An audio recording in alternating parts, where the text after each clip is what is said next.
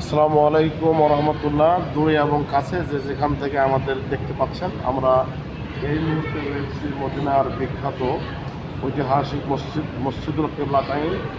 এই যে আমার হাতের দিকে দেখেন যে এই পাশে একটা মেহরাব রয়েছে, আবার মসজিদের এই পাশেও একটা মেহরাব রয়েছে।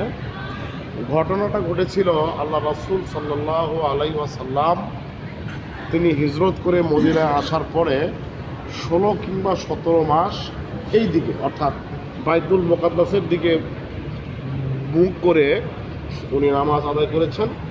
কিন্তু বাইতুল মুকাদ্দাসের দিকে যতদিন মুখ করে উনি নামাজ আদায় করেছেন, ওনার একটা খেয়াল ছিল, ইচ্ছা ছিল যে মনটা যদি চায় কাবার দিকে মুখ করে নামাজ পড়ার জন্য, কিন্তু আল্লাহর পাকের হুকুম না হওয়ার কারণে উনি কাবার দিকে মুখ করতে পারেননি। অবশেষে 16-17 মাস পরে এই মসজিদের জায়গায় আল্লাহ রাসূল সাল্লাল্লাহু আলাইহি সাল্লাম পবিত্র আসর নামাজ মসজিদুল বাইতুল মুকাদ্দাসের দিকে মুখ করে শুরু করেছিলেন। পিছনে অসংখ্য সাহাবী ছিল। 2 রাকাত নামাজ পড়ার পরে আল্লাহ পাক হুকুম নাজির করলেন যে আপনি আপনার চেহারাটাকে কাবার দিকে ঘোরান। তখন রাসূল পাক সাল্লাল্লাহু আলাইহি সাল্লাম এই দিকে মুখ করে বাকি 2 রাকাত নামাজ আদায় করেছি।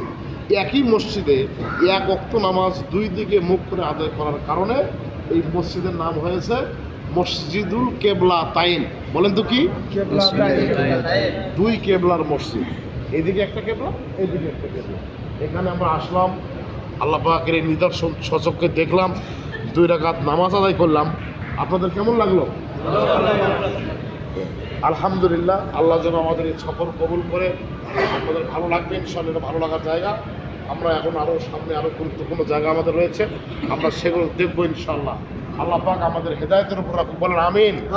আসসালামু আলাইকুম রহমতুল্লাহ। তোমার কেমন লাগলো?